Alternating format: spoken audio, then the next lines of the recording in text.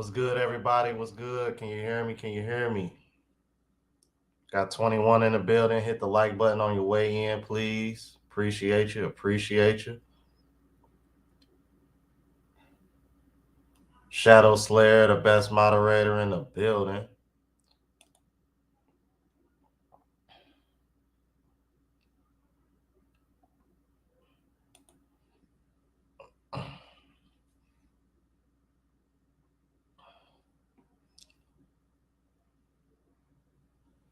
See, we got 24 in here. So where we at on the likes? 24 watching, 20 likes. Just walked in, hit the like button. If you're new to the platform, please subscribe.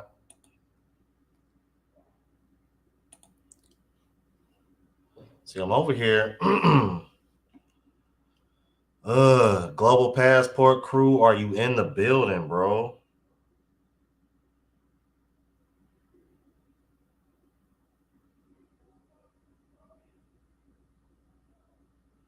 Oh, okay, there he is. I was, I was like, that's what's up, man.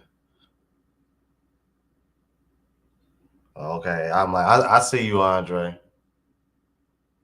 I see you.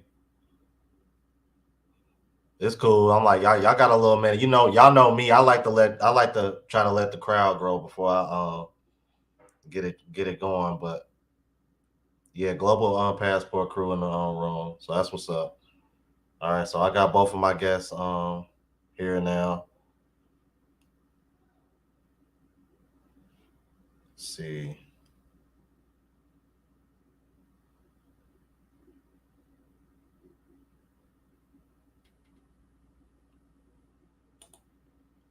Okay, then that's what's up, man. What's going on, everybody? See, we got 21 in here. All right, let's go ahead and get them likes up.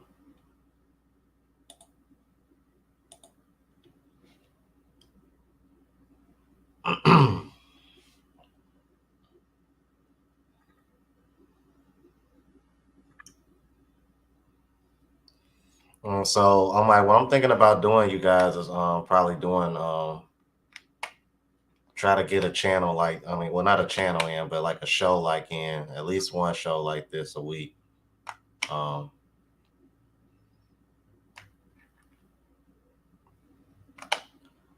Say I need to reach out to Austin Holloman. So I'm like, I planned on doing a collab with him. And a couple other guys also. Let's see here.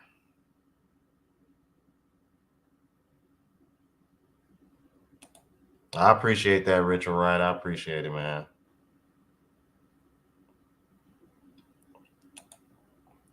Um, Gangsta Gummy Bear, if you type in 304 in a calculator and turn it upside down, then you'll understand what 304 means.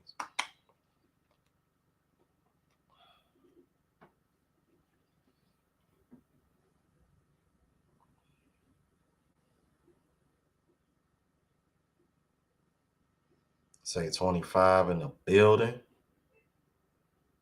Hit that like button on your way in. You know what I'm saying? How everybody doing today? How everybody doing today? Y'all doing all right, man? All good? Yeah, man.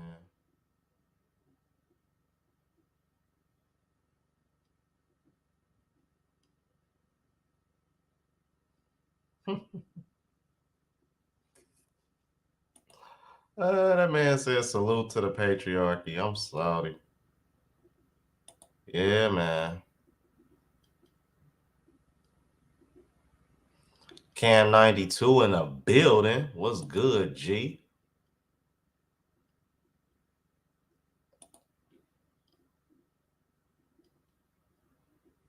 Uh-oh, I ain't seen him in a while. White Knight Assassin in the building. What's good, G?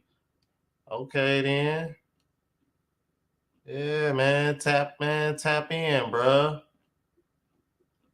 Like, we got 20-something people in here. I'm only seeing about 4 of y'all in the chat, man. What's going on?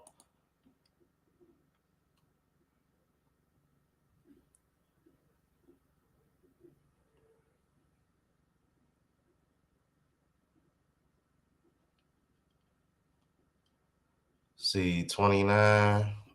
Hit the like button on your way in if you just came in. If you're new to the channel, please subscribe. Let's see.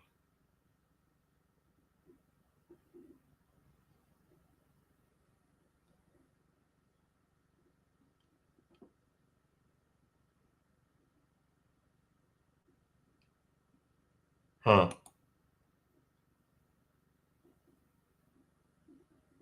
Okay. You know what though? You know what, Shadow Slayer? Probably know. Should. That's weird. I was gonna say because I ain't got like any kind of restrictions on my chat. Anybody should be able to come in the chat.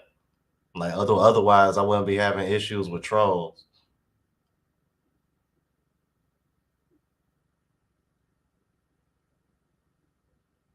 Oh, I hear you, bro. I see you, White Knight Assassin. That's what's up, man. That's what's up. ¿Qué pasó, amigo? ¿Qué pasando? You know what I'm saying?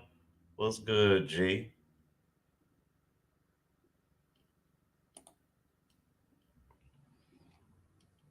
Okay then, Rich. I'm like, shit, we might be discussing that, because one of my guests, man, he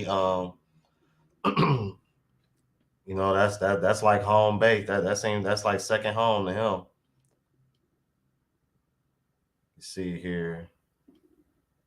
Say we got 31 in the building now. Hit the like button on your way in. Okay, then that's what's up. I like what I'm looking at on the likes. Okay.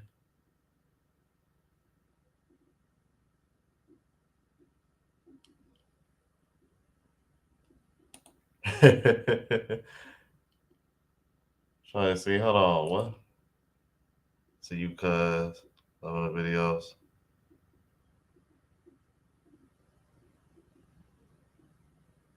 Oh, okay. I was looking like, hold on, Brandon. Oh, what's going on, Brandon? Yeah, I'm like, yeah. He know me personally, y'all. I'm like, I know. Matter of fact, I know him through the people I went down to New Orleans. That I went down to New Orleans with. If y'all watch my video of me going down to New Orleans, that was like what, a couple months ago, or almost a couple months ago.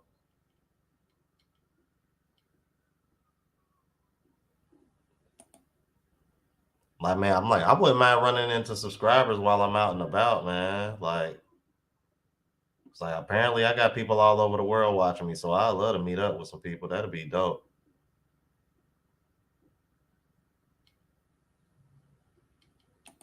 Look, everybody on it. All right. All right. I had a little time to come in.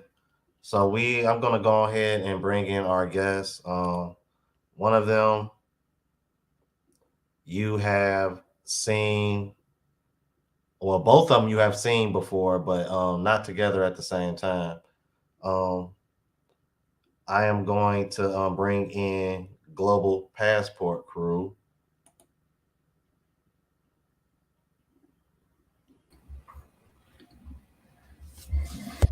Good.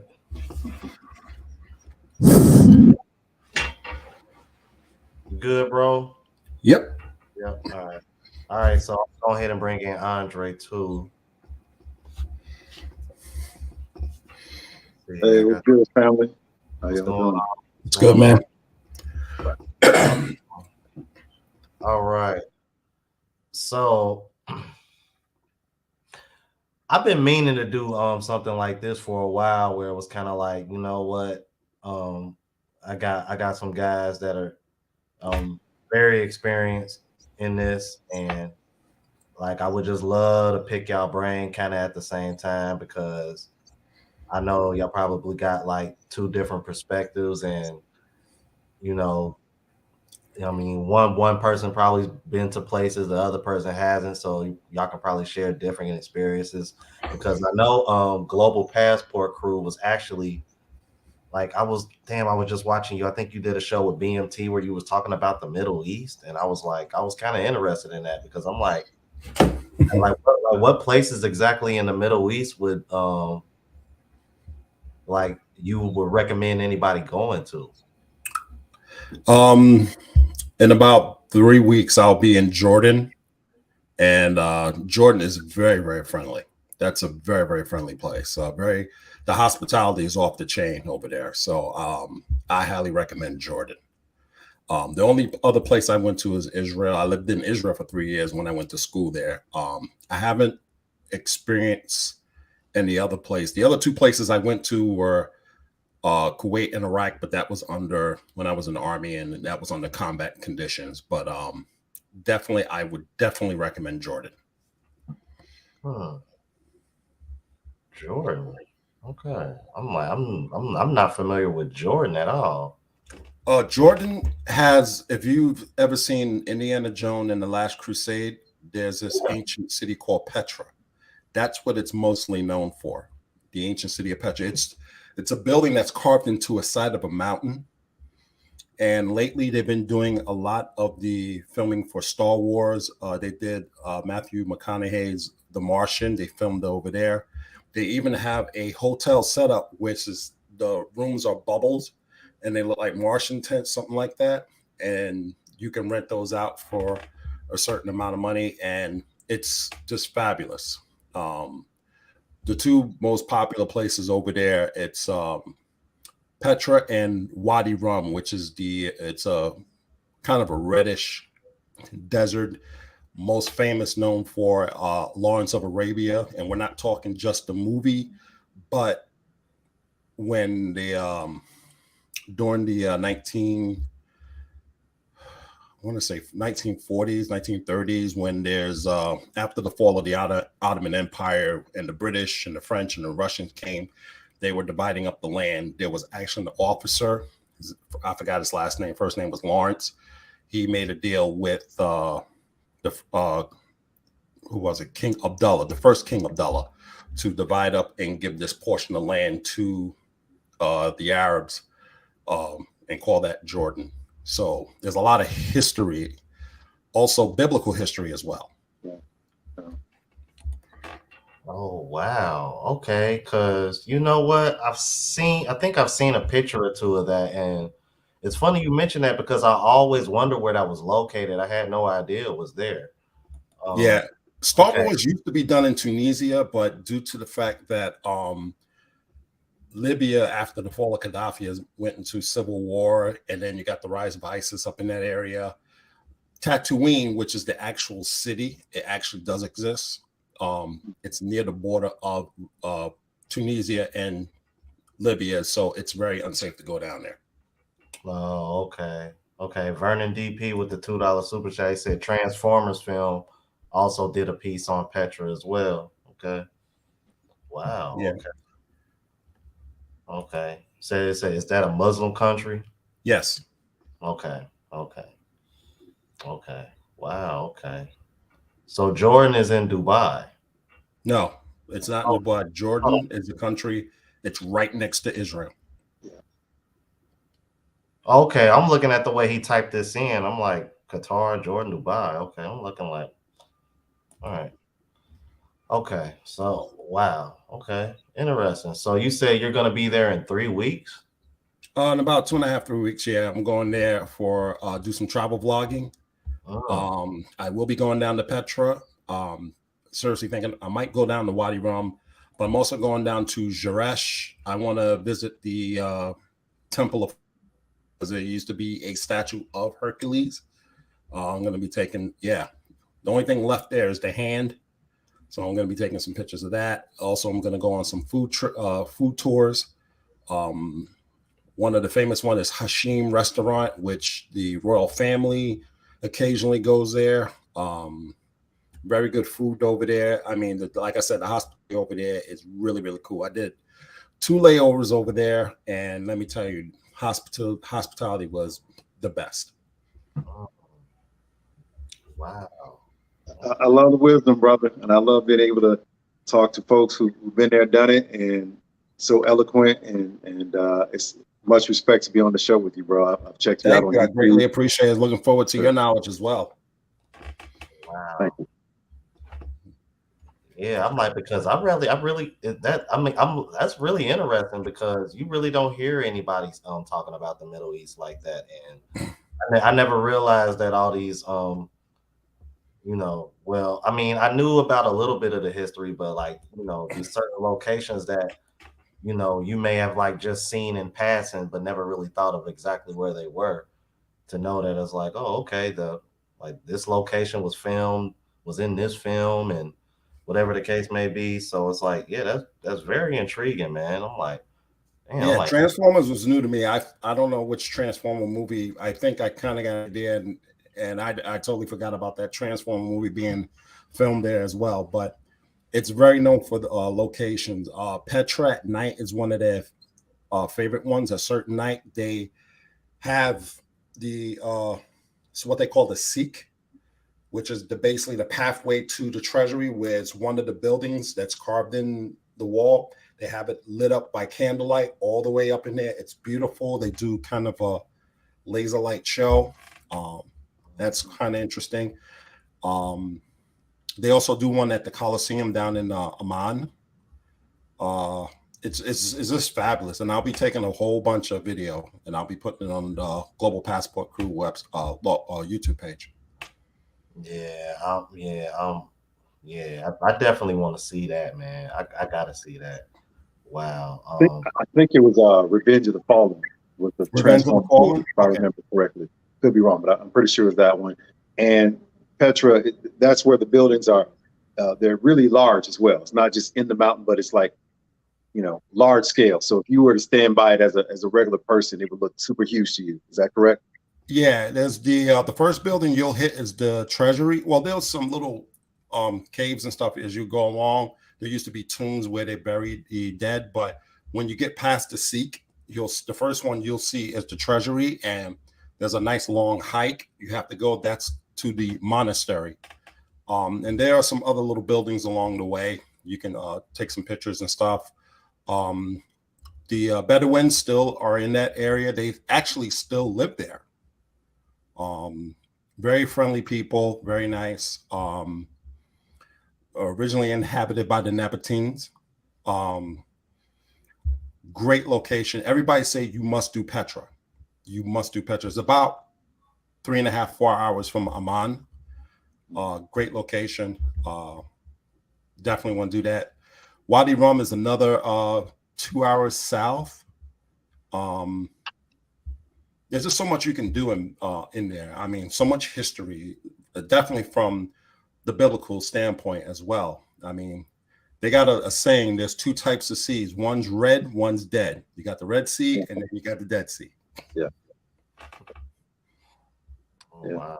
And what I find interesting is that it's just so much more wide open, I think, than ever before. And to your point, there's some countries where there's some things going on where, you have to do your homework. You don't want to go. But I think compared to any other time in recent history, we can go places like never before. And I'm speaking about people in general, but even in particular Black people, like it's just wide open, and people are just so much more receiving, I think, than they've ever been. So this is a great time to travel for sure.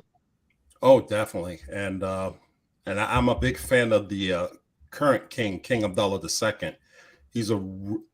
When I say he's a real badass, he's a real badass. He's still with the special forces of Jordanian army, still trains with them. Matter of fact, there was an incident where during the height of the fight with ISIS and stuff, ISIS had shot down one of their planes and captured one of the pilots and burned him in the cage. That dude was like, told his wife, hey, I'm going out with the fellas. We got to take care of some business. He actually went out. He was dropping their soldiers. He was on the C-130 dropping their soldiers out. It's like, yo, kill these dudes right now. He was on the plane playing jump master just as these guys were jumping out of the plane. That's how badass this king is. A real warrior king. A real warrior king. There's no politician on this earth that's like him. None.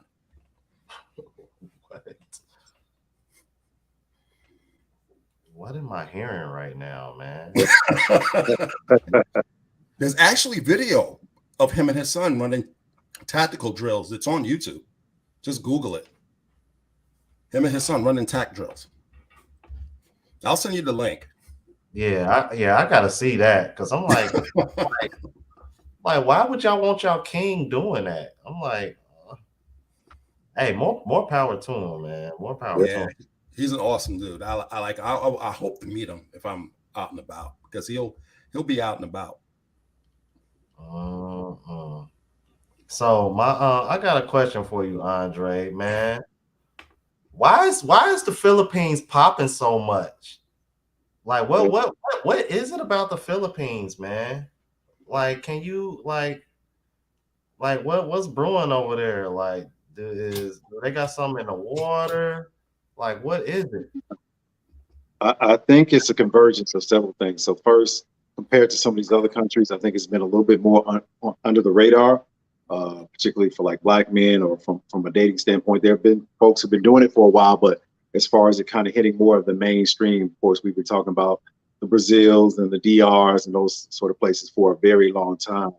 And I think because there weren't the same type of brown people, and there are brown people there. There's some people who got skin darker than me, for real talk. So, but I think it's that aspect. I think the other part is they're just on the come up in so many different ways, like business wise, they're really on the come up. There's a lot of, institutional money coming in for infrastructure.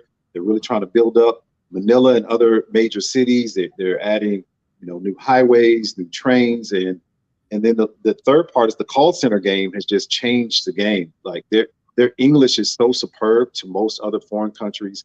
And it's not just their English, it's the fact that they understand our culture. And because, they've been colonized by a few different countries and America's had its hand in the Philippines for a long time, they're really tied into our culture. So they kind of get us on a different level. And so from a business standpoint, they're more relatable. And then from a interpersonal and cultural standpoint, they love our culture, and when you go and visit there, you really feel like you're just, I don't know, like in Hawaii or something almost, where it's like an extension of the United States. And so, as I think guys in particular are going over there and realizing like I don't have to make this huge adjustment. I don't even have to learn another language.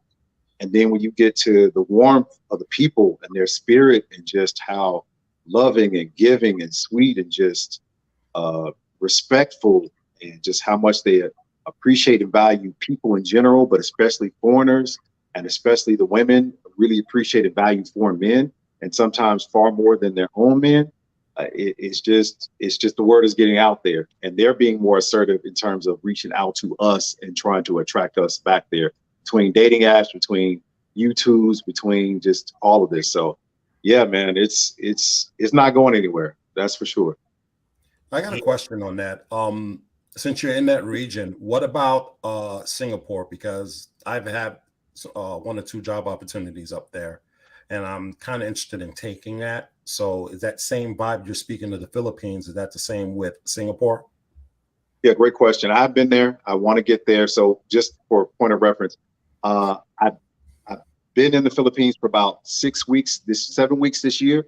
I'm currently in Tampa, Florida. So I live in the U.S. I don't live over there, but I have a consulting firm, and my back office staff, they're there. So I'm always communicating with folks there. And then I'm looking to regularly get there consistently. So I'm still getting to know Asia myself. But when I've heard great things about Singapore, and I've met some friends there in the Philippines that have lived in both cities. I still think that there is, from my point of view, and again, it's limited, there's kind of no place exactly like the Philippines. There are a lot of places that have similar traits in terms of what I'm speaking of are the people, right? So Asia, period, people are very respectful, very cool, but there are different personalities with different countries. And from what I'm kind of seeing here in Thailand, maybe the next closest, like just the warmth, the customer service, the way people embrace you. And then I would say specifically as a black man, from what I've seen, it's on another level. But I've heard great things about Singapore as well as some of the other Asian cities there, and countries on the come up like Vietnam, and of course Indonesia is a vibe, and so I say to guys, check it all out. I say to people, see it all, right? And then you get a chance to see it for yourself. Don't just take what someone else says. And the beautiful part is once you get over there, to hop from another country, not a lot of time, not a lot of money. Sometimes you get tickets for like $40, $50 to just go from one country to another. So make it happen if you can make the time, because it's a lot of time, of course, to get over there. So when you get over there, try to make it count. Yeah, and that's how I was with Israel, because if I wanted to go to Cyprus, round trip was like $30, $40, and that was like a 2-hour flight. Mm-hmm. So. Okay. Let me read off these super chats real quick, you guys. My Philippine Journey with the $5 super chat. keep the good work going. Appreciate you, sir. Matter of fact, if you don't mind, I think my moderator left my email in the chat. If you want to shoot me a holler, I'll go ahead and drop you the link if you want to come on, because I believe Mike's Philippine Journey. I believe he has a YouTube channel. And he's in the Philippines as well. Let's see here. Then okay, yeah, here we go. Vernon DP with the $20 super chat. Appreciate you, sir. Said I guess I would have to say it, especially so after Veterans Day. A lot of the acceptance that present day U.S. travelers, passport bros enjoy is based on military members maintaining a good relationship with local cultures. Interesting take. You know what? I would not put that past you, sir. And if that is the case, I am forever grateful. It's funny that he mentioned that because I kind of did a video on that where I was saying, should guys get red pilled before they start traveling abroad? Just because there's such a day and night difference that everybody speak of so much. And I know I was on a live with Richie Max on the Thailand, and there was a young brother on there. Like he said, he went to Brazil with these guys, and like you can tell that he never been there. Like he never been outside of the U.S. before, and he was just like, they were just trying to tell him like, bro, you don't got to do all that extra like you doing back in the States. Like, and it was like you could just tell he was new to this, man. And he was kind of like trying to explain to everybody watching, like, yo, like don't make the same mistake I did. So that's what kind of made me that kind of what made me want to make that video. So I'm like, I'll ask this on to you guys. Because I don't know if like both of y'all are familiar with the red pill space at all, but I'm like, but do you think guys should like get red pill before they start traveling abroad, especially if they're going to be dealing with foreign women? Like whoever wants to go first, it don't matter. We'll go Andre. I'll let Andre go first. All right. First, I want to shout out the veterans. Much respect for your service and all you've done. And I completely agree with that comment.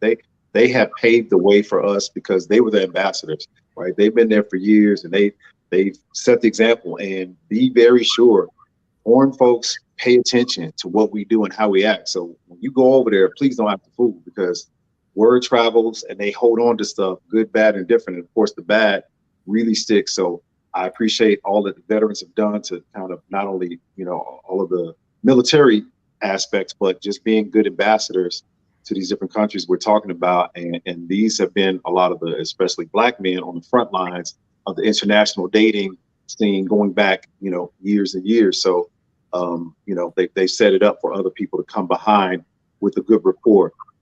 So going to your question specifically, yeah, I think that I don't consider myself like a hardcore red pillar. I'm red pill aligned is how I like to look at it. Sometimes I don't like some of the different terms, because then people will associate every aspect and think that, it's like you're Republican or Democrat. Then they're going to assume that everything that everyone does in that space is exactly how you see things. But, 90% of the discussion points, I'm with it. I definitely hit that red pill myself coming through different situations. And so I think there's a few things that people should do before going over there. First is, you got to get that inner scent out of you. You got to just kind of let that go. You got to stop trying to do too much. You got to just know your value. You have to be confident in who you are, and just be okay with just doing you, and just check out the scene and see what it is. And while foreign women are different, they're still the same. They still can sense energy of insecurity. They still want a guy who can, just have a certain, swag to them, and just, bring, a flavor that I think they're looking for, particularly when they see foreign men and what they kind of see on TV or things of that nature. So like they're already looking up to you in a sense. So you don't need to work too hard. You need to just take your time and more so see what's the right move for you. I think the second part is, so many guys go overseas for the first time, and if they haven't kind of calmed down some, they're going to get a lot of attention. They're going to have a lot of options. A lot of guys just jump on the first thing that gives them some energy, and that's not always the best thing. You should really take your time and kind of survey the field and try not to fall in love the first time. And it's difficult because you'll see a lot of what you like, and you'll get a lot of the energy and feelings you like you haven't received. And so it's easy to just embrace that. And a lot of these foreign women, they fall in love quick, and they're looking for husbands, and they're ready to just like snap you up. So I definitely think people have to kind of ground themselves a little bit, get a little bit of training, you know, and have your mind right. And plus the next level ones up there, you still got to come with the game. You can't just come with the okie doke. And, you know, there are a lot of guys who can, you know, shoot way over their head versus what they could get here, but still you got to be able to bring it. Right. Right. All right. Yeah. In my experience dealing with the Middle East, you really have to be a little bit more cautious because it is a conservative country. They still maintain their conservative values, their religious values. So don't mistake their friendliness as a way of them trying to say, hey, let's go over there and let's go nookie nookie. I have had Arab women super friendly, super nice. I even had one girl that invited me to her place for the weekend, and she just do that just because, you know, just out of be friendly. But, you know, I have to look at it as like, yeah, but I can't try to attempt to smash because that's not what their culture is. Yeah. And me trying to do that is not going to look right. So you kind of got to be careful which country you're going to be able to do that in. It may work in one setting, like that might work in Europe, but it might not work in the Middle East, you know? So those are things you got to keep in mind. Also, you are going to deal with a lot of friendly people. That's just their nature. Just relax, pace yourself. They want to know about you. They want to be your friends. Pace yourself, go at a slower pace. Don't rush into the whole, you know, sex thing, because you can find yourself in a bad position. And that's just anywhere you go.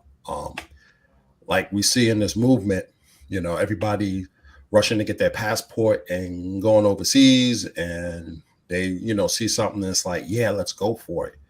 I was listening to Andre from Love Crossing Borders. He was breaking it down on, you know, things you should be careful of because of the whole drugging and robbing thing that was going on. And that's because a lot of guys, they got their head, well, they're thinking with the wrong head, actually. You got to really pace yourself if you want to have a relationship, because you're going to get caught in a bad situation, especially Colombia.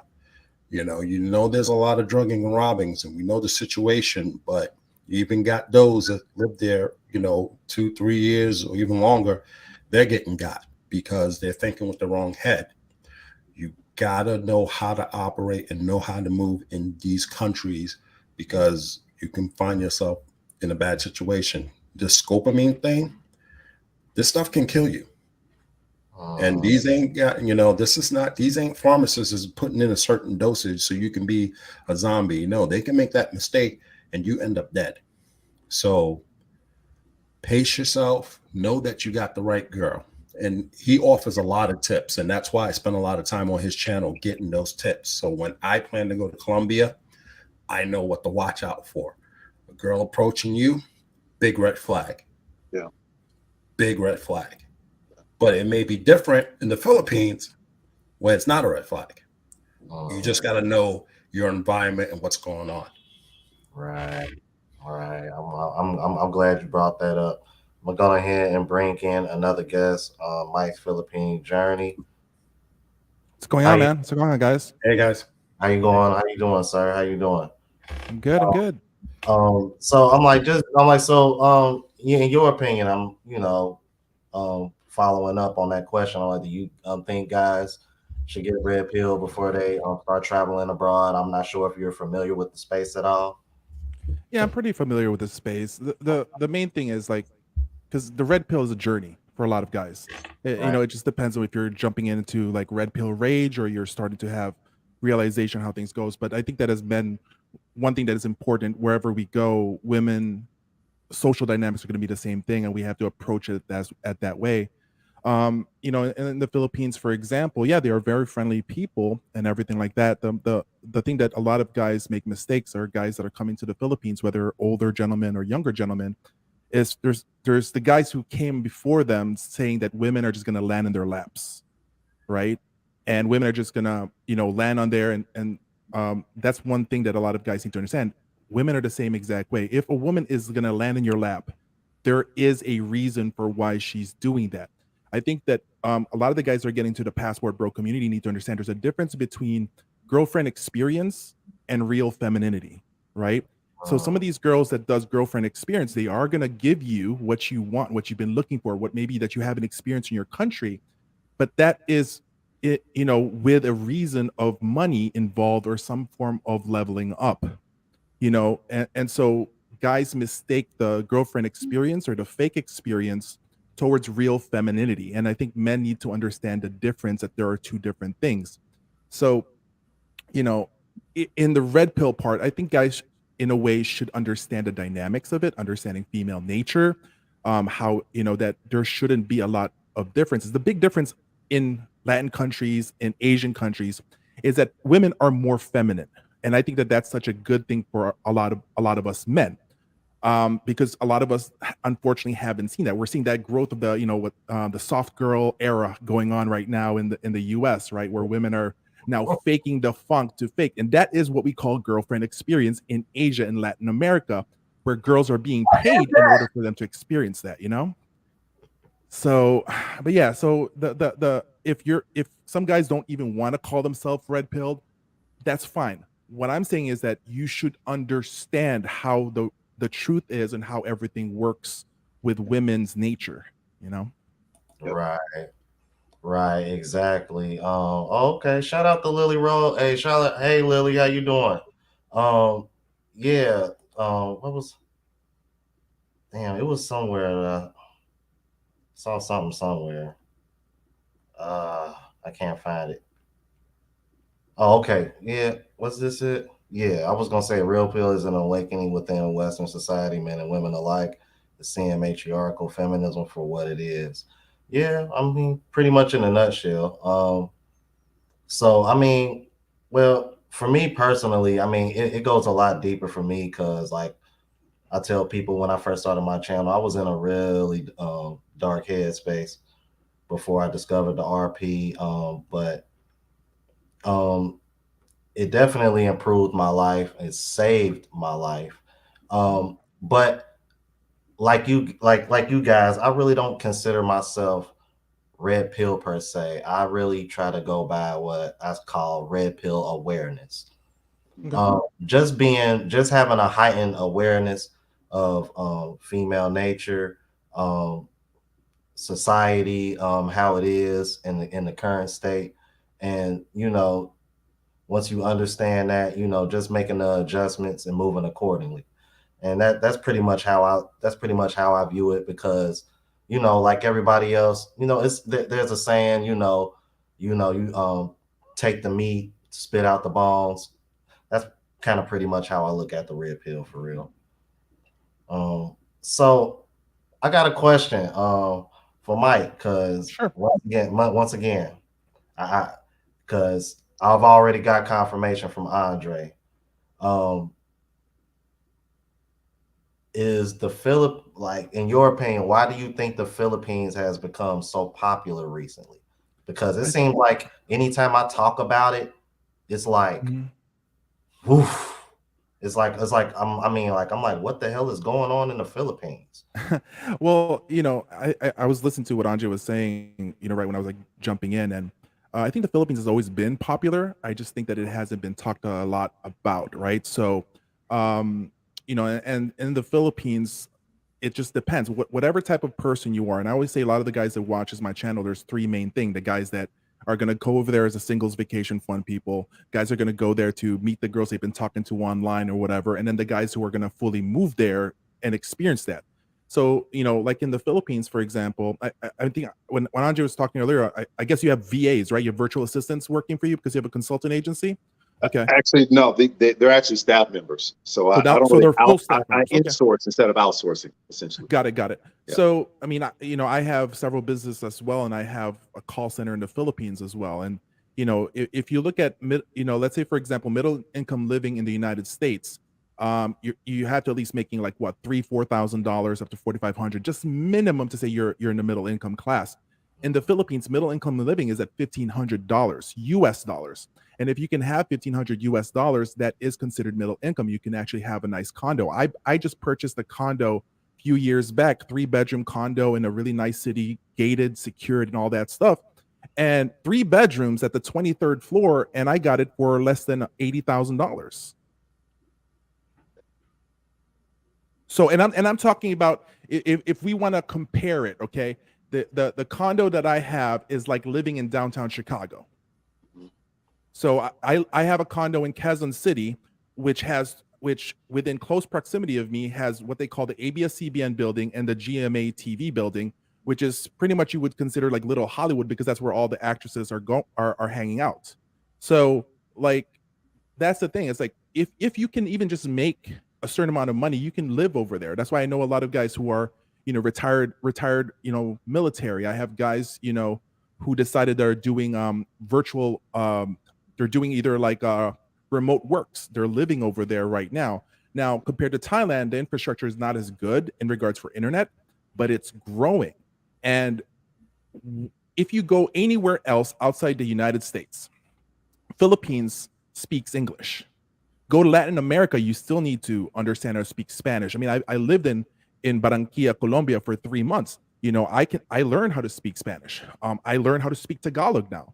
And I can carry a really good conversation in Tagalog and stuff like that. So it's about learning your environment. It's been popular. But what a lot of guys don't understand is that, it's up to you what type of living you want to live in. And if you go to, let's say, for example, BGC, which is Bonifacio Global City, very upscale area, it's like you're in America, but at the same time as you have good people that surround you. I'm not going to say that there's no bad people. Of course, wherever we go, there's going to be some bad people. That's where you have to position yourself. But anything that you want is in the Philippines. It just is. I mean, you're not going to have any problems at all having that. Yeah. But yeah, that's my thing. It's popular. You have the beaches. You have beautiful women. Can't get any better. And the people are just such an amazing people. Yeah. I mean, like, they will say hello to you. They do it with a smile, right? They truly want to know who you are. If you have a conversation with them, they want to actually know. I've had it where I say hello to somebody walking down Timog Avenue in Quezon City, and they're having dinner at a resto bar, which is like a restaurant in the street, whatever. But they have street seating, and you say hello. You just introduce yourself. They say this to you: "Do you want to join us to eat?" Yeah. I literally have that several times happen to me. Like, hey, join us to eat. You're walking by somebody, they're drinking in the streets. I'm like, bro, you want a beer? Sit on down. You come in, you sit down. And if we're talking about, let's say, especially for the for the African American community, let's say, for example, like that, there is such a close tie between African Americans and the Filipinos. If you guys don't understand, during the Spanish World War, America sent Buffalo soldiers over there to fight with the Filipinos against the Spaniards. Then when that was over, when America unfortunately sidelined the Philippines and took the Philippines from Spain, then America fought against the Filipinos, and there was massacres happening. The Buffalo soldiers, plenty of them, ended up actually joining with the Filipinos to fight against the Americans. And and what's funny is, and let's be honest, around that time, anybody who is, I'm sorry to say, Caucasian white would not really marry somebody who is not Caucasian or white, right? Because it was frowned upon. If you really look at the history, a lot of Buffalo soldiers settled in Seattle, Washington, and brought with them Filipino wives. They were the first guys that brought mail-in order brides from the Philippines. Oh. And there's so much connection in there. The guy who discovered the who was the head of creating the I'm sorry, I forgot his name. he was an educator. He was an educator with America, got sent to the Philippines. Oh, Black History Month. The guy who started Black History Month, before that was put together, he was actually sent as one of the heads to teach English-based curriculum in the Philippines. Okay, so there's such a connection in there. Plus, don't forget that Filipinos in general, not all of them will have the blood, but they have this thing called Aitas, which is the Aborigines, which is also based in that, in regards, linked to Africa. So when you go to, for example, Baguio, you go up there, you're gonna see people that's gonna be like, are you from here? And it just blows your mind. And don't forget the culture that Filipinos love, hip hop culture, loves, American culture and all that kind of stuff. It's a hidden gem for a lot of guys. And yeah, it's 8,000 miles. It's a little bit far, but the cost to go from Chicago to Brazil, it's almost the same exact hours that's going to take you to go from Chicago to the Philippines. So, I mean, it's just there. And I think it's a beautiful place. And don't forget the beaches. I mean, that's all I can say. Yeah. I kind of heard that same thing with Colombians, because the slave trade that was over there, Mhm. a lot of Colombians will say, yeah, we're also Black. And, so that was just a wonderful history about the Philippines that I didn't know. And wow. And I'm not far from, actually, I trained at one of the bases, which was home of the Buffalo Soldiers, Fort Huachuca in Arizona. And some really rich history over there about the Buffalo Soldiers. Mhm. Yeah, and if I can jump in real quick. So, Mike, first off, respect to you. You are a content creator that I looked at before I made my first trip over there. So great to be on this podcast with you. Yeah, absolutely. And man, I love the history piece. That was some new information for me, but you can sense that, right? You can sense the camaraderie and the connection, and just they've embraced our culture so much. Mhm. It's like when you come there, they're just like so happy to have you. And especially as a Black man who might kind of present a certain urban swag, they're just like, please, come in. They're just so warm. And to his point, they want to have conversation with you. They want to learn about things. They want to share things. You tell them you're from Chicago, and it's like, oh, Michael Jordan. It's got, they want to ask you about all this kind of stuff. Mhm. And then, of course, they assume, like, they think you look like these guys, even though you don't. But just because you're taller than most people and have a little bit of athletic build, they think you're an NBA player. So it's all of that. But Rome, I think what it really is, and Mike kind of alluded to it, is it's somewhat newer to us, right? Yeah. So other folks have been there for a long time, folks from Australia, folks from Great Britain, white guys from America, other nationalities have been kind of seeing what that is for a long time. We're just a little bit later to the table, outside of kind of what he's talking about, some of these, links that are there, but just from a mass populace understanding as an option as a Black man to look at places to find quality women, I think the conversation has really elevated over the last couple of years. Yeah, and if I may add just one more thing. Now, this is one thing. It's Asia, so you have to understand, Asians in general, they have this affinity thing for lighter skin. Okay, meaning that they want their skin to be lightened. They have soaps. They have all those things. And so a lot of guys sometimes feel that, well, that's how they are. That means they're not going to want to get with somebody who has a darker skin. That's a complete fallacy. They want to be light. The girls want to be light for them to feel good, that they look beautiful.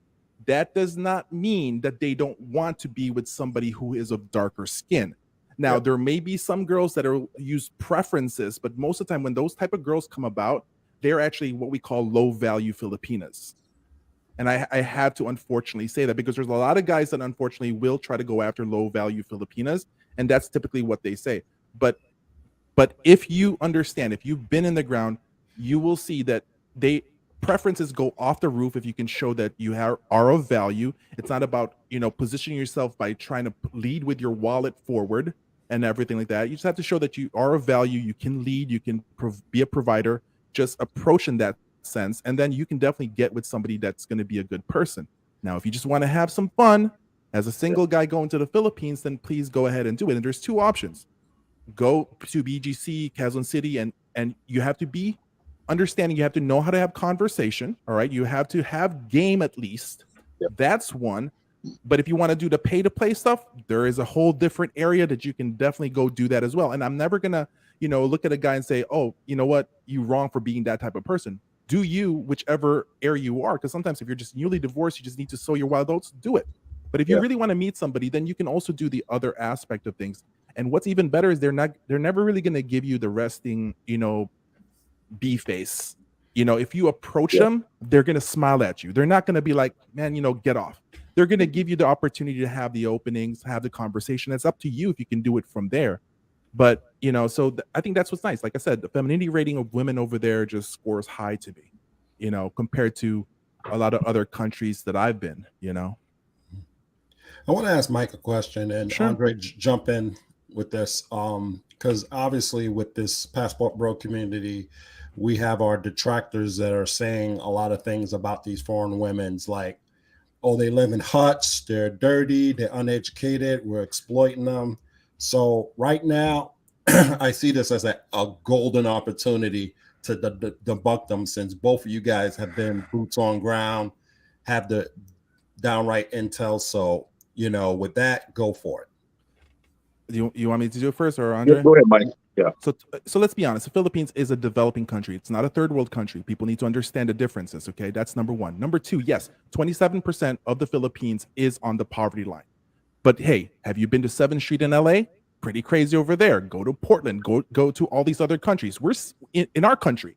We're seeing that as well. So don't do that. Now, for those guys, those are the guys that unfortunately are either never been to the Philippines. All they do is listen to these older vloggers that talk about that's where to find the women. Because some of these older vloggers in my niche talk about that. You go for the poor girls because they're going to give you attention, that they're going to owe you, they're going to want to do that. And that's completely wrong. If you go to the Philippines, go to PGC.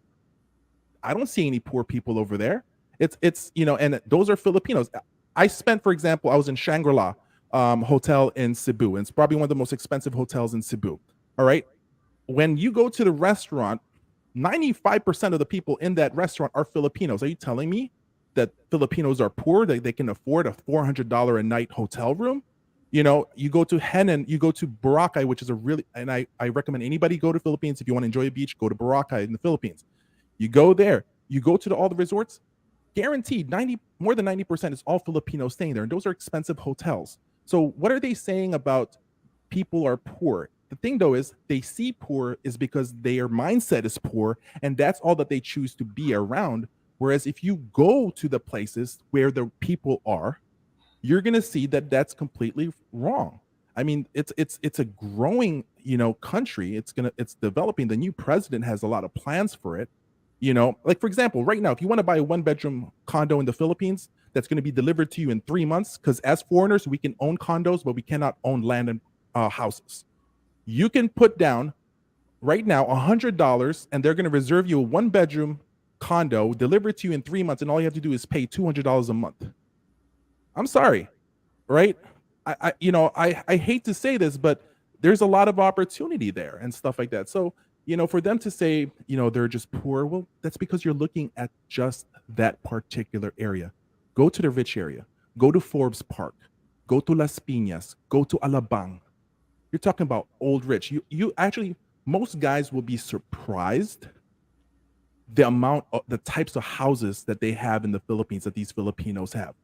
And I lived in Chicago for a long time before I moved to Florida. I've seen more Lamborghinis, Ferraris, and all these upscale cars in the Philippines than I've seen in Chicago. So, and those are Filipinos.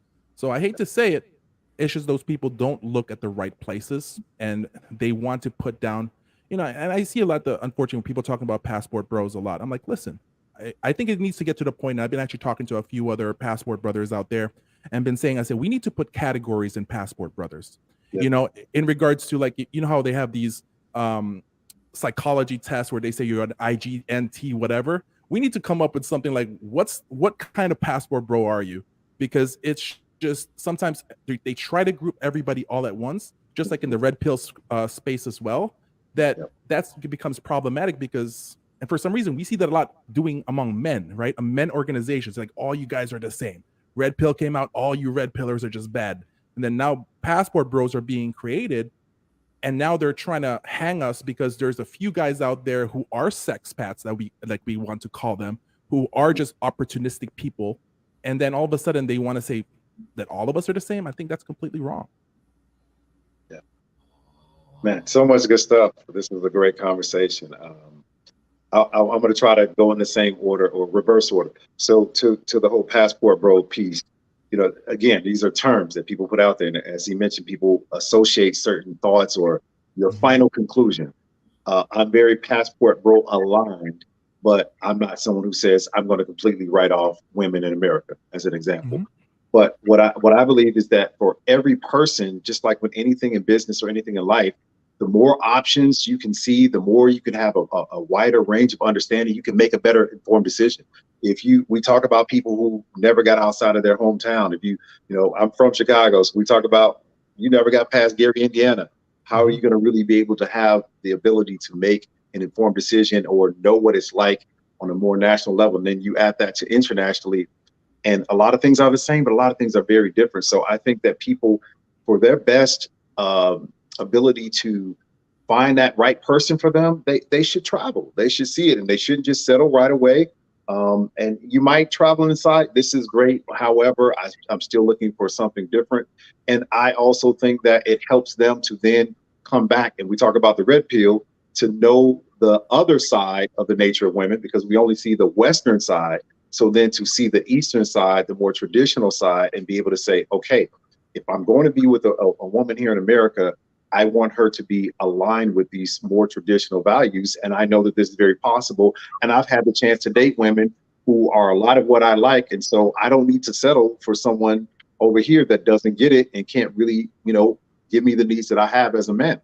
And then when you talk about, the shaming language, because that's really what it is, because this is difficult, because if you look at our community, we're at the bottom in a lot of different areas with respect to marriage rates, divorce rates, and all these things. And so we have a lot of Black women in particular who are very exasperated by what they feel are a lack of a lot of quality men. And then as men, we're very frustrated because as quality men, we feel like we get overlooked, right, for the wrong guys, until women have kind of tripped over themselves till late in the game. And then it's shot clock cheese. They try to get a shot up, 2 seconds left, and want to just think that they can just have some of the best guys after you pass us up 5 times. So, when you go overseas and you realize women appreciate you and value you in a different way, and then there's not as much age shaming, as far as dating with people with different ages, because they appreciate the wisdom. They appreciate that men are established. They appreciate that they're overplaying games, versus here,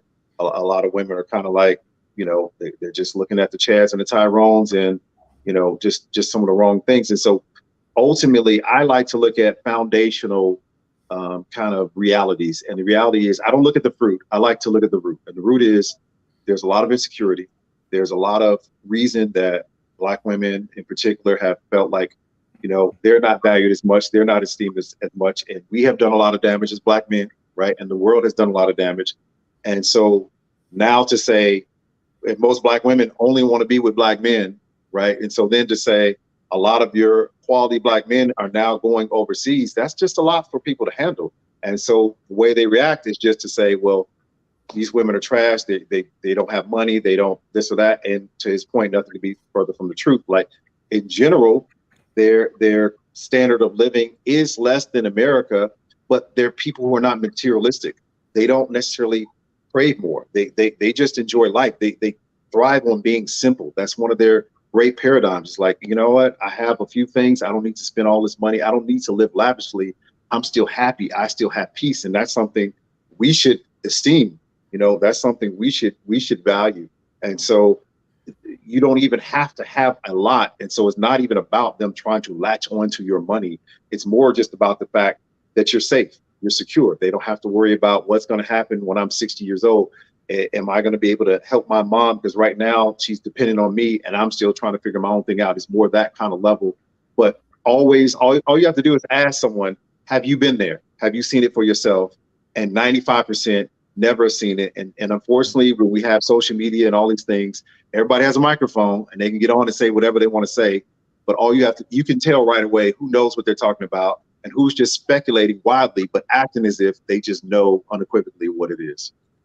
Yeah, I had that experience. I was on a podcast and this guy's going to tell me about Israeli women, and it's like, oh, they're all militarized. And I'm sitting over there after I told him I lived in Israel for 3 years. You know, here you are telling me about Israeli women being militarized. I got a girl, you know, you don't even know nothing about Israeli women. You don't know about the ones who came over and became Israeli citizens who are from different countries, including the United States. And you're going to sit here and tell me this. And this is the problem with social media, because they spread a lot of misinformation. And quite honestly, personally speaking, some of the stuff they have said about Philippine women and other women, about them being poor and this and that, it's damn nearly almost racist. Mm-hmm. And Yeah, I'm very disgusted with these people to even say that, all because you pass up the quality dudes for the non-quality dudes. You know, that's your decision in life. That's your choice. You're smart enough to know what's quality and what's not quality. And to sit here and blame the quality guys for wanting to have a good life and shame them with shaming language, well, basically we need to get away from that and call it racist language. You know, that's not fair. You know, that's not fair to these women, especially for the Latin community, because whenever we had situations, you know, in the Black community that were racist, the Latin community always had our backs. They always had our backs. And for you to sit there and to say these comments about this particular Latin community, it's unfair. And that's why I get really, really upset about those shaming languages that they use. And especially coming from dudes, which I don't even want to get on that subject, why dudes are against the passport bros, because that ain't going to come out right. right, right. And just to go to what you said, a lot of the women they're talking about are women of African descent and women who might have more African indigenous bloodlines in them than the women here. Exactly. So what are we really talking about? Exactly. Right. And hearing what Mike had said about the Philippine women, wow, that was a really good educational lesson. I never thought about that from that angle. So it's almost like they are also indigenous Blacks, you know, as well. Right. Right. I mean, if you guys want another piece of like history, so during the Spanish galleon trades between Spain and America, a lot of Filipino slaves escaped the galleons and actually ended up in the bayous of Louisiana, and they actually lived in the waterways. They were called water people, also known as Manila men. People can look this up, Louisiana, and they actually ended up mating with African Americans around that time, the slaves, the ones in that particular area. So, I mean, that's going way, way back in when we start coming to history and stuff. And it's such a good history to understand. And when you can understand the history, then you can also open up about it and really understand that the people, then if there's something similar that you can find, then at the same time as maybe from there you cannot say bad things about them until you know that kind of stuff. I mean, when I start talking about these type of histories, I get a lot of pushback in my channel, because there's a lot of these guys that are like, yo, stop spreading this type of information. And but sometimes you have to share it for people to understand it. Right. Like, speaking of which, see, let me catch up with these super chats, because one of these guys in the super chat mentioned that Vernon DP with the $10 super chat. Appreciate you, sir. Said, I watched Mike's coverage of Buffalo soldiers in the Philippines. Great work. I then cross-referenced and found Filipinos who also addressed our connection. They were arguing to support our struggle. Oh, okay. Yeah, all right. Let me catch up. Thank you. See, Dennis G with the $5 super chat. People haven't even left their zip code but want to talk about passport bros. Oh yeah, I got you, brother. He pops up every live. I gotta give it to him. Beta. Like, you know what I'm saying?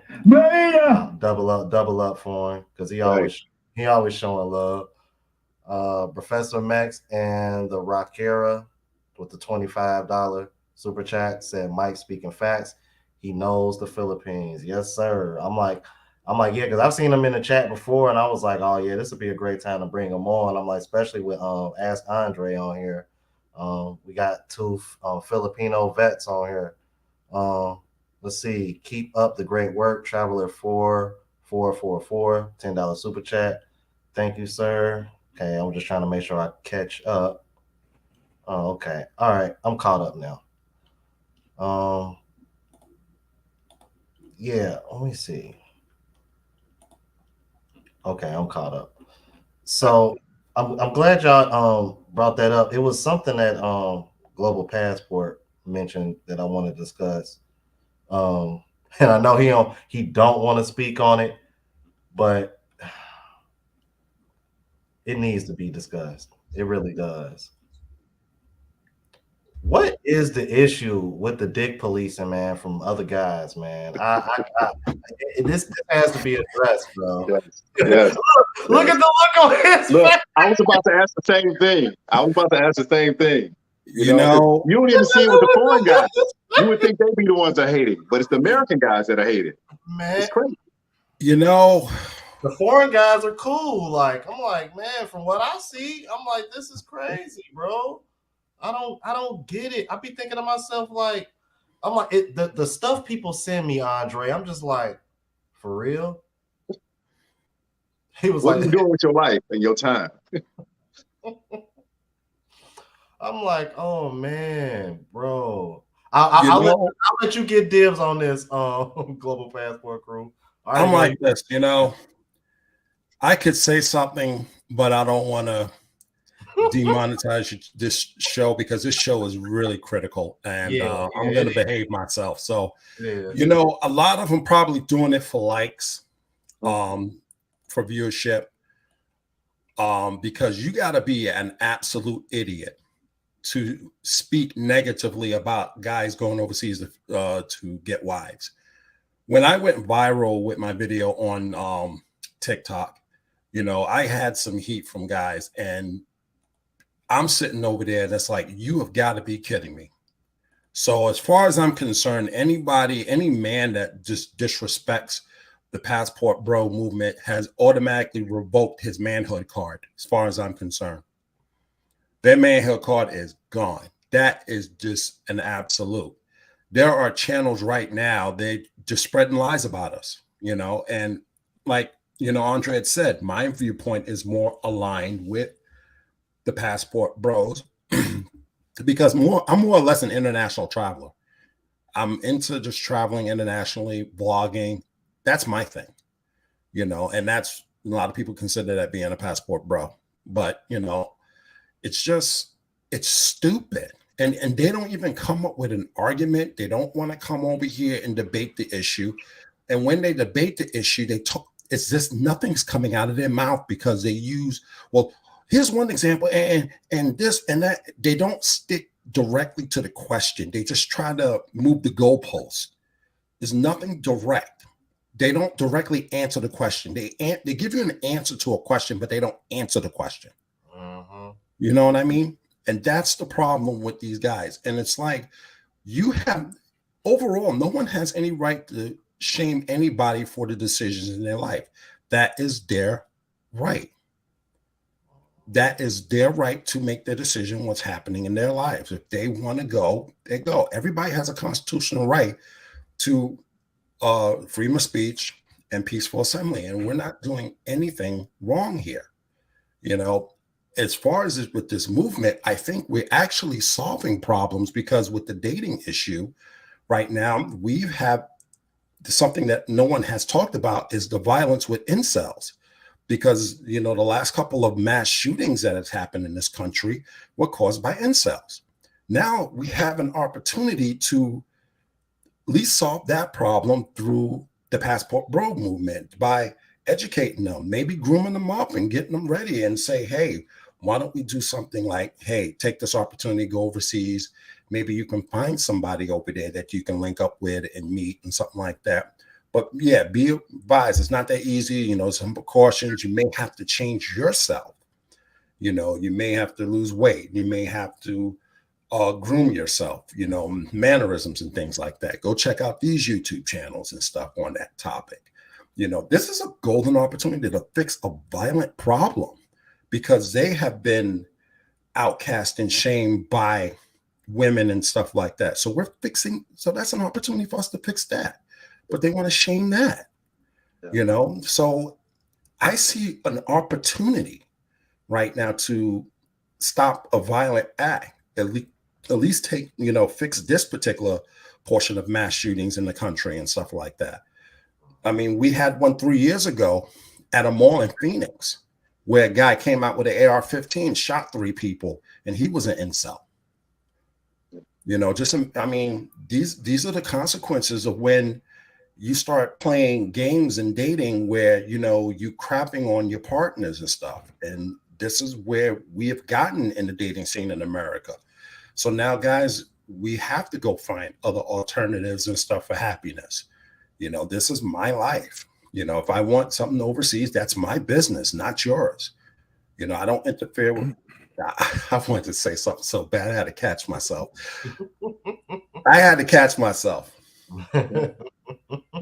It was a quote from wrestler Triple H.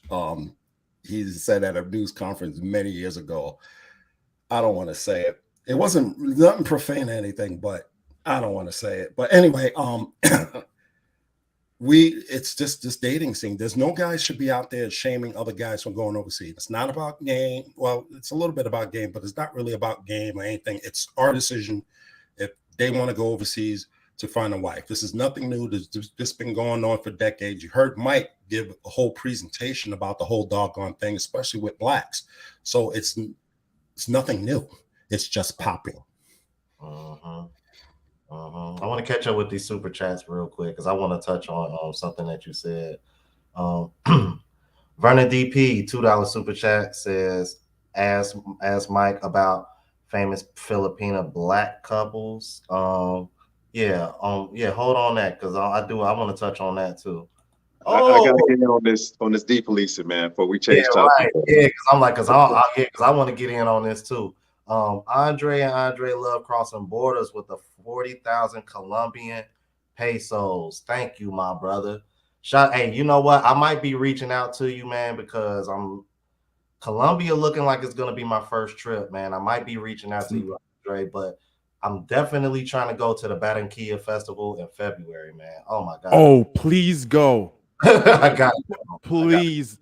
Like, I didn't even know that existed when I was in Barranquilla. And then all of a sudden, like, there was like a lot of people one day. I'm like, what's going on? And they're like, it's the, fiesta. And oh my God. I'm like, it's the second largest carnaval compared to Brazil. So, yes. I'm like, yes, I'm definitely going. Trade dividends with the 199 super chat says, my wallet, my choice. You damn right. When I catch up with okay. A Peaceful Life with the $10 super chat says, great show. The haters don't want to see other men live better than them, get better quality women, or live in peace. Misery likes company. Okay. Okay. Another super chat. $5 super chat from Sayo Thomas, if I'm pronouncing that right. What's up, guys? I'm getting my last certificate next month in the HVAC. Okay, that's what's up. My sister got that. Let's see. What company should I go for? City Facilities, Hotels, Marriott's Travel, Army HVAC. Any guys familiar with Army HVAC? If he's want to go overseas, he can. I think what he's talking about is military contracting. There's contract. You don't have to be in the military to do that. There are contracting companies out there where you can get a job overseas. I'm looking into that as well. Where and that's another point you guys got to remember. If you're going to be expats, if you're going to go over there, my recommendation is have these skills. Like, he's getting his skill sets in a particular field so he can take it overseas and make US dollars as opposed to making the local dollars, because the dollar is going to be much stronger with the US than the local dollars. $80,000, that's going to be a drop in the bucket for him. If he gets something in the Philippines and he's making, say, he's making $80,000 a year. Him getting a condo in the Philippines is literally a drop in the bucket, depending on the dollar, the foreign exchange rate. So, and that's another thing you have to monitor. So if he's going to do contracting work, that would be the best thing. But You're going to have to find out what companies have what businesses where. That's another issue. Oh, okay. Good one. Andre, you still there? Yeah, man. Just had to just make a quick adjustment. Didn't want to distract the flow. I'm right here with it. Okay. 2 seconds. Okay. I just wanted to yeah, because we could continue on with the with the police. Yeah, that's the Yeah, police. I ain't want to get too off topic. I just wanted to kind of catch up with the chat. But Oh yeah. yeah.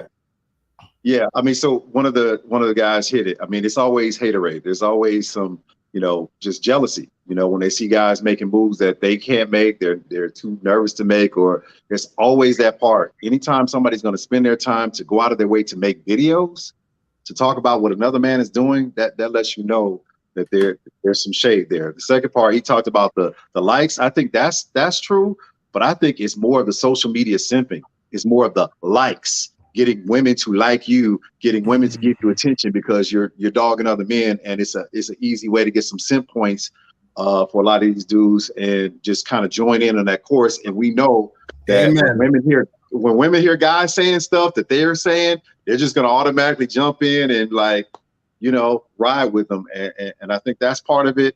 But I think the other aspect is just ignorance as a man, because they're telling on themselves. You're telling on yourselves that you didn't really have male figures in your life that taught you bro code, that taught you guy code, that you should know better than to be talking about what another man is doing. Now, there's one thing to de-police. There's another thing to maybe de-direct.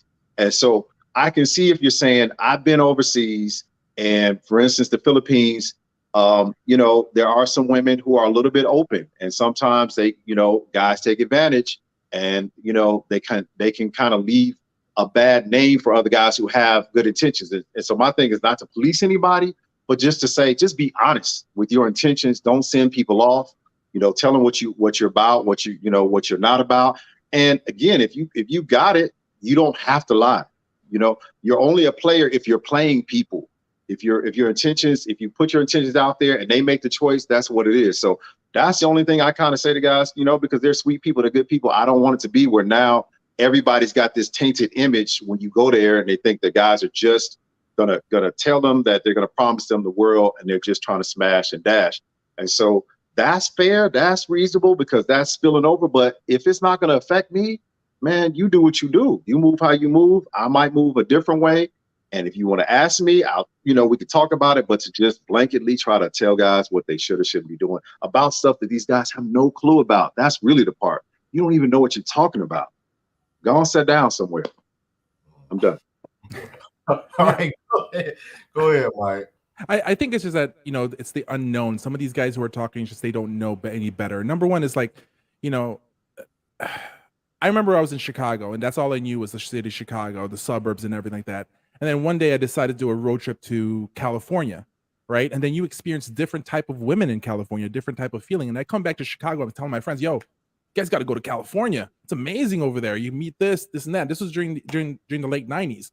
And guys will always say, oh, I'm going to go over there, but they never go.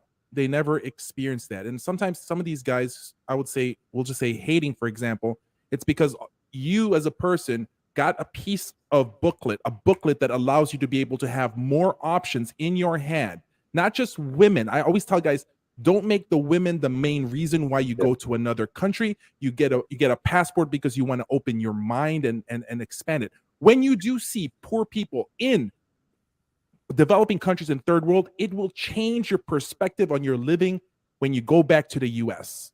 It just changes it. And a lot of these guys, I think, just, number one is, if we are just talking women, your dating pool opens up. And that's why, in a way, they're like, it's no fair, because they're just projecting their own inner insecurities of the type of women that they can only surround themselves with.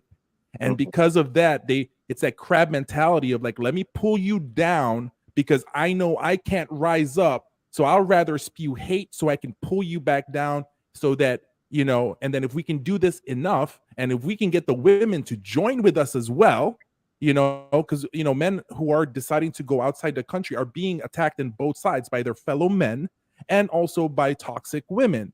And so with that thing is, it just sucks. But I tell guys, expand your mind, because you'll be surprised. you got to visit at least 2 to 3 different, countries at least. Same thing. And if we go back to Chicago, I remember I used to do a lot of work in the South Side, for medical and healthcare and stuff like that. I knew kids who never even crossed I-55 freeway to go to the north side of Michigan Avenue. Michigan Avenue, if you're in the Magnificent Mile, it's completely different 2 miles away down the same exact road.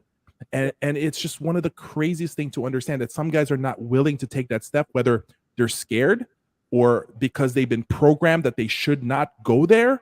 And it's just crazy. Like, my best friend never left the city of Chicago. And one day I said, frick it, we're going to the Philippines. And and he didn't want to do it. I said, I paid for his passport. Okay. And then all of a sudden he's like, I don't have the money to buy the tickets. I'm like, you have the money. I make the same money as you do. So I know you can. And he's like, no, he couldn't make sense of it. And so I ended up buying his ticket. I said, pay me monthly for the next 10 months.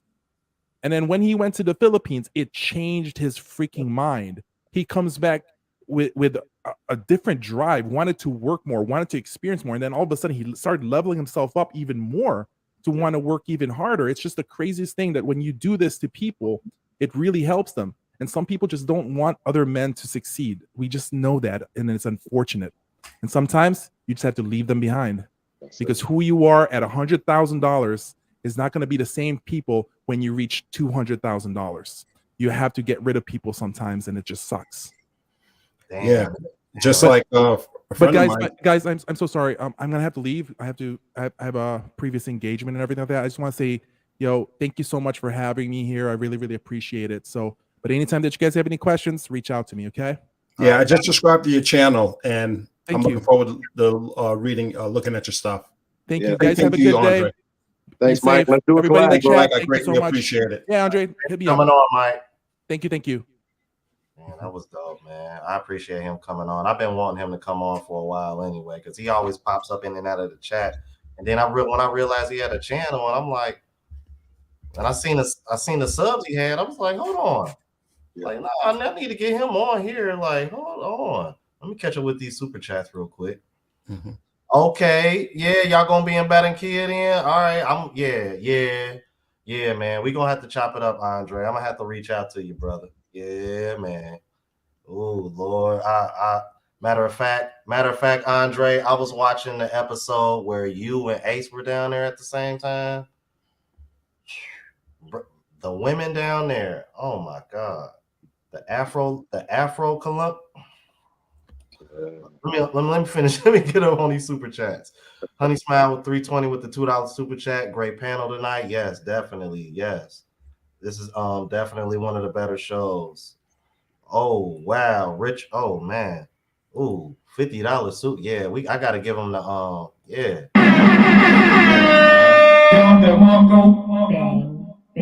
Yeah, shit like that. Richard Wright with the $50 super chat. Great content. Keep educating the ignorant. Thank you, sir. Thank you so much. Thank you so much. Oh man.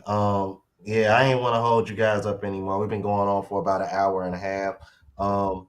Any last words? And where can everybody reach you at? I want to hear from the godfather here of Passport Bros, man, even though he's not a full-on Passport Bro. Just because I want to just ask him about dating, because I know he's about to travel. And I think that's something similar for all of us. It's about travel, it's about business, it's about life experience, it's about taking these great photos, it's about seeing these places. And like any man, if you're about your hustle and business, women come along with that, but that should not be the main course. It should be about leveling up, being who you're supposed to be, being on your grind. But with that being said, I want to just kind of get his thoughts about, Middle East or some other places that he's seen in terms of the dating market and kind of what it's looked like for him as a long-term traveler.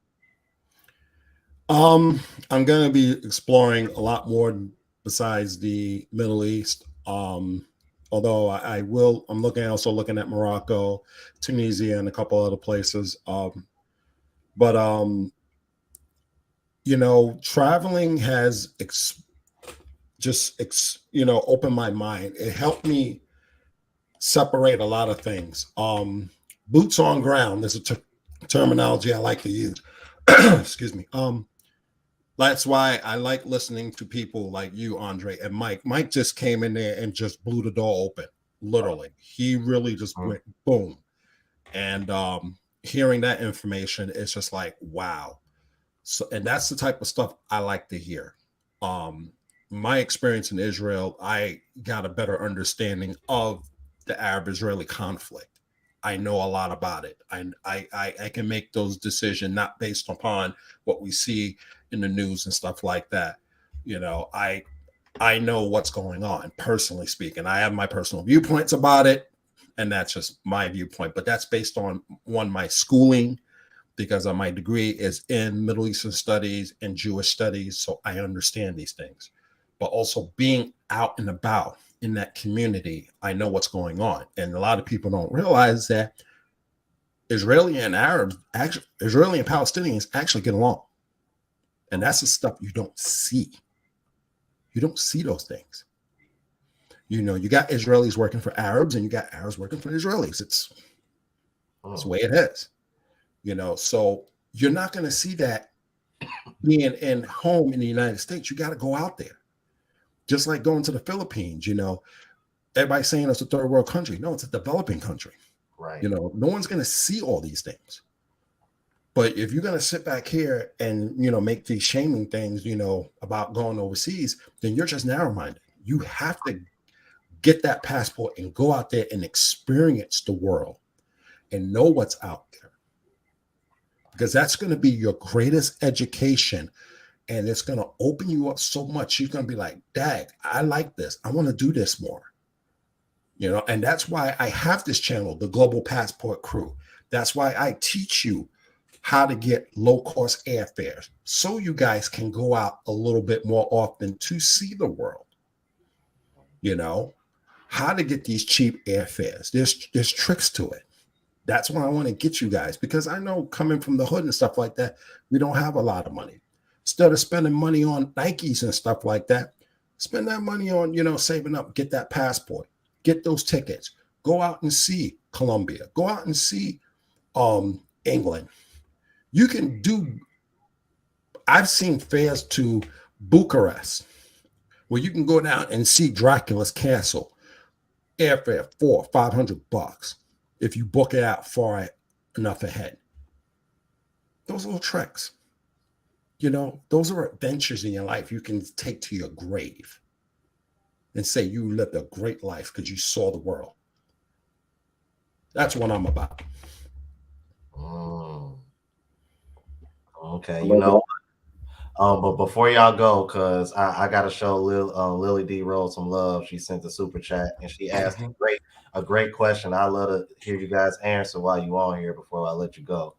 With the $2 super chat. Thank you, Lily D. Rose, who I'm gonna try to get her back on here again. Also, by the way, she said, "What would KS say about passport bros?" Well, whoever wants to go first, man. I'm intrigued to see what both of y'all got to say. Let me hear from Andre first. Yeah, well, put me on the spot. Give me the tough one, man. You have to open-ended softball. So I would just start by saying I have so much respect for him, and you know, I'm here on my channel doing what I do in part because of what he was doing, and you know, like we talk about so many people who don't understand things and misunderstand things. He's one of those people that will always be misunderstood, and it's unfortunate, but fortunately there are a lot of people who did get what he was trying to do, even if they didn't fully appreciate the way he was trying to do it. But I believe he had to do it that way to blow things open, to be the person to open up the hole for everybody else, so to speak, the fullback to make the gateway. And it's not going to be pretty when you're hitting that 3 technique and taking out the linebacker and the safety too. It's got to be ugly. It's got to be head down.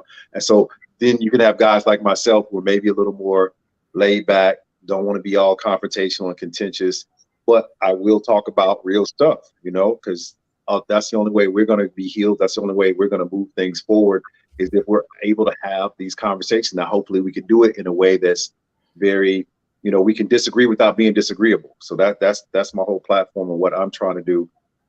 But to go specifically to what you said, that's a very personal question for me, because I was in the Philippines when he passed away. And you know, a lot of people were doing videos. and I wasn't tuned in as long as other people, and I didn't have as much of a personal connection. And so you can check this out on my channel, and y'all, I'm just starting. I got real.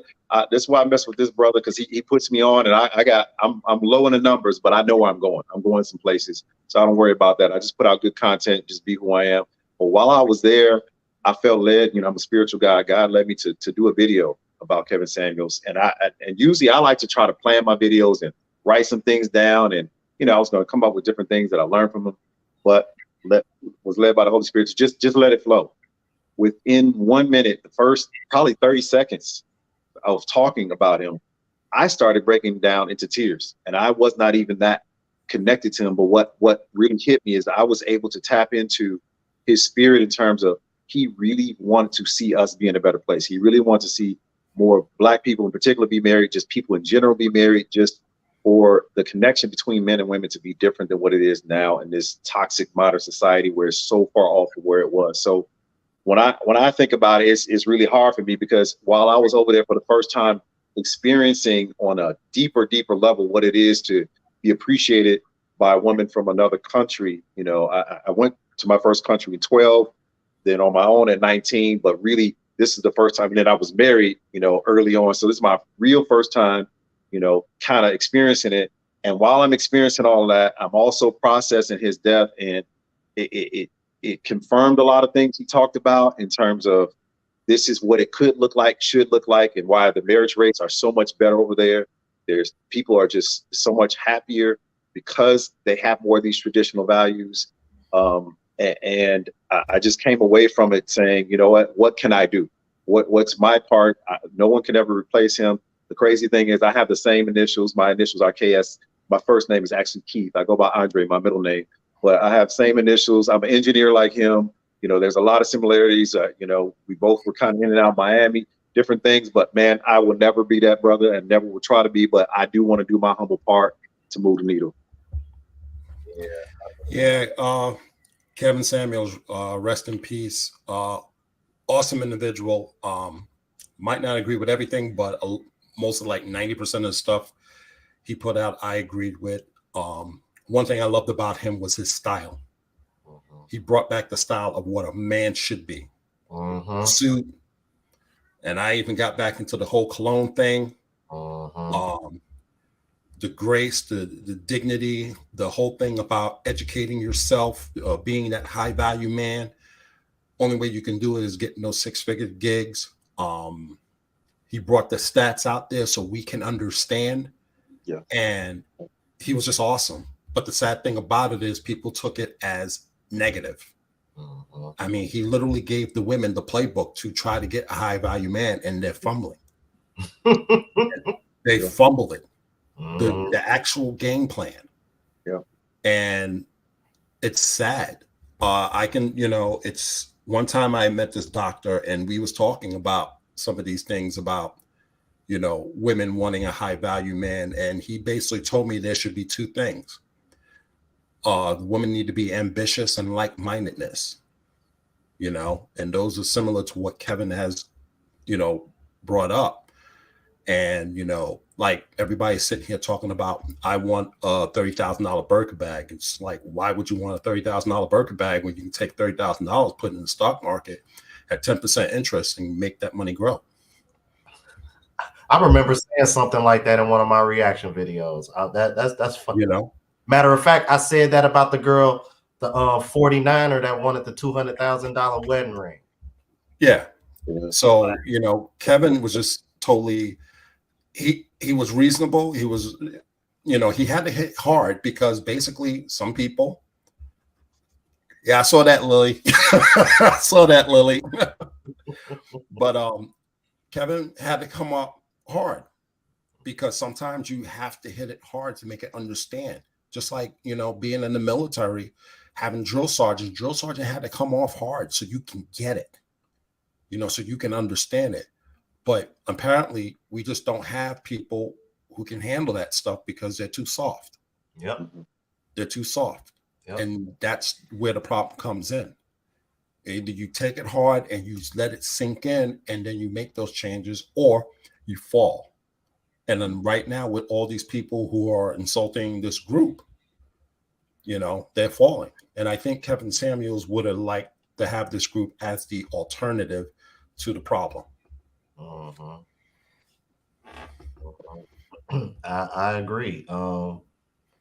Like I've said before on my channel, seeing the way women reacted to his death is what really pushed me to get like, okay, you know what? It's probably time for me to start looking into getting my passport and seeing what else is out there, because if a man that's literally trying to help you, although you might not like his, how can I put it, his approach, as long as the intention is good, I don't really see, I really don't understand why it was so necessary for women to react the way that they did. And when I seen it, I'm like, I mean, it was almost like you wake up and turn your phone on and you saw it. As soon as you went on Instagram, as soon as you went on Facebook, as soon as you went on TikTok. I mean, like, they're literally dancing on this man's grave. I'm going on YouTube. I'm seeing women like making celebration, like going live, celebrating. And I'm just like, do y'all realize that men see this behavior? Do y'all realize that this kind of behavior is only going to push men further and further and further away? Like, how do you expect men to accept this? So at that point, I was just kind of like, you know what, I'm like, I think this is it for me. I'm like, and I, I don't know. It just seems like ever since his death, man, it just seems like it's gradually gotten worse, man. Like I'm like, just from the stuff people send me to react to, I'm just kind of like, man, like, what is going on, bro? I'm like, I don't. It's like, are we at the point of no return? I mean, I I'm like you. I'm like you, Global Passport Crew. I see the passport as the alternative. I mean, because at the end of the day, I'm about solutions, and for, you know, what I try to push on my channel is that as of right now, at this very moment, in this current state, this is probably your best solution. I mean, I mean, you know, because you can only do so much. Yeah. it's I mean, it's it is. like, why go Go through ahead. the headache? Why go through the headache knowing that it's like we see the problem, we see the attitudes, we see the sassiness, we see everything, we see what they're saying, we hear what they're saying. Why do we want to go and be in a relationship with that? Why? It makes no sense. So the passport is the solution. They're telling us what they're about. So it's like what Maya Angelou said. What they say, believe them the first time. So it's pretty much it. One thing we know about Kevin, he was about options and about Mhm. giving yourself options. And if you're in that top 20, top 10%, all inclusive from income to these other factors, and you're someone who's a high, not just a high value, but a high quality dude, and you know you have options, give yourself as many options as possible. So it's just like income for me. I want some passive income over here. I want some direct there, and then I can weigh my time out on what I invest before, you know, before I take the whole accumulation and say I'm going all in over here, right? So I think in that same sense, again, I'm not a passport bro per se, but I believe it's in every man's best interest to get a better feel for what else is out there in the market. And I think that's what he stood for. And I also think that's the case for women too. I just think that they probably have better odds over here for more of what they're looking for and what they want. And a lot of men over there aren't going to be as receiving to the perspectives that a lot of women have here. But I would say one place I'm a little bit different from a personal standpoint. I look at it like this: I only need one. I don't need a million. So I only need one person to be on point to have their mind right. And I do believe that while it's not easy to see, there are more women who are rethinking it because they've also kind of realized this is not working for me either. I'm frustrated. and let me see what it is. And we saw the testimonies on the other side of women saying, hey, he changed my outlook. I'm having success, or at least I've shifted my mindset. So I try to look forward towards that. And then also you have more women content creators who are then evangelizing and bringing other women along and kind of help. And that's the best way to hear it. You have to hear it sometimes from another woman, or especially an older woman could say to you, like, look, I've been through what you've been through. This path doesn't look pretty in the end. Like you might want to reevaluate this. So from that standpoint, I have encouragement. I told you I'm a maybe an outlier here in the international kind of travel guys. I think I will end up with a woman here from America, but she's gonna have to be about it. I know that she's gonna have to have the right mindset, and I'll be patient and I won't settle until I have that. But in the meanwhile, I have friends all over. I'm just fasting right now, like we talked about. I'm doing me. Let it come to me and see what it is. But yeah, I just think we should have it should be smorgasbord out here. Why limit yourself in business or buying stuff? You don't just buy from America, right? We buy things online. We do all sorts of things online. And there's nothing more important than finding that perfect person for you to spend your life with. So why limit yourself with options? Exactly. I hear that. All right. So, all right. Okay. So yeah, I'm gonna go ahead and let you guys go. We're going on almost 2 hours. Final thoughts, words to the chat, people watching, and where can they reach you guys? Global Passport Crew YouTube page. If you want to get some travel tips, low airfares, how to protect yourself overseas, go over there. Just type in Global Passport Crew. Also, Rome, this has probably been your dopest conversation. I'm going to let the guys on TikTok know about this so they can get on here and take a look at this, because this is like really, really dope. Again, Andre, I just subscribed to your channel. I'm looking forward to looking at your content as well. Mike, if you're out there, same here. Subscribe to your channel. This is what the stuff that we need. And I'm glad you got me on there. Hope to be back here again for another conversation. But like I said, this is your dopest conversation, Rome. This is your dopest one. This is the one that's going to blow it open. I appreciate you, definitely. Yeah, I appreciate that, definitely, man. I'm gonna start having these kind of shows on the regular for sure, definitely. Yeah, man. Oh yeah, ask Andre. Yeah, real quick. Much respect. This has been a dope show. So glad to be in the space. And again, I'm kind of a new guy here. I've been spending more of my time on TikTok with my content, but trying to blow up my YouTube. So y'all come out, support me, check out the videos. It's Ask Andre, real simple, ASK space ANDRE. I think I'm going to add a new channel, Ask Andre channel, and kind of switch over to that. But for now, I'm on Ask Andre with YouTube. I'm also on Spotify, same thing, Ask Andre. And then on TikTok, I'm Ask Andre channel. And then I'm just beginning an Instagram, and that's also Ask Andre channel. And then my Gmail is askandrechannel@gmail.com. So reach out to me. Let me know, how you felt about this. You got questions, topics you want me to hit. I just want to hear from folks. So I'm really thankful for this opportunity. Rome, you've been a blessing, man. Been great building with you, and whatever we can pour in on this travel side, man, as you're ramping up for that, let's do it. And Global Passport, man, it's such a pleasure. I'll be following you, man, and look forward to collaborating with you in the future. Definitely. I'll be more than happy to collab with you too. All right, man. Shout out to Mike too, man. That was dope. Oh, yeah, Mike, let's talk, bro. Yeah, we're both from Chicago, Florida, and Philippines. Come on. Right. I was like, dude, man, are y'all related? I'm like, man, both y'all out of Chicago. Yeah. I'm like, that's crazy. All right. Yeah. Running DP with the $2 super chat. Global. Can I contact you to talk about? I don't want to butcher that. Huachuca. Yeah. Huachuca. Where is that at? Huachuca. It's the military intelligence training facility. It's south of Tucson. Yeah, just throw your email in my whatchamacallit, and I'll try to get to you in my in the chat, and I'll try to get you in, and we can chit chat. Oh, okay. All right. Well, would you just send me that in the, hold on. I'm like, what do you got it on your page, or you want to send that to me? If what you can do it like this. Send it to Rome, and Rome will send it to me. All right. Because I don't think I have an email set up on that Global Passport Crew page. So just if you can send it to Rome, since Rome has his email, then and Rome, you could just forward it to me. Yeah, all right. Yeah, Vernon DP. Just send it to my email and then I'll forward it to him.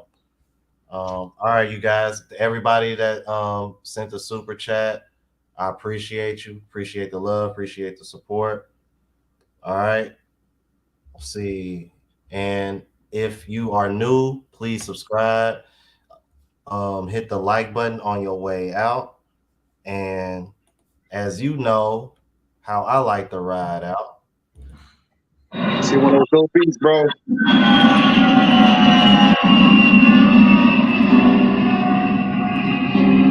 Peace out, everybody. Peace.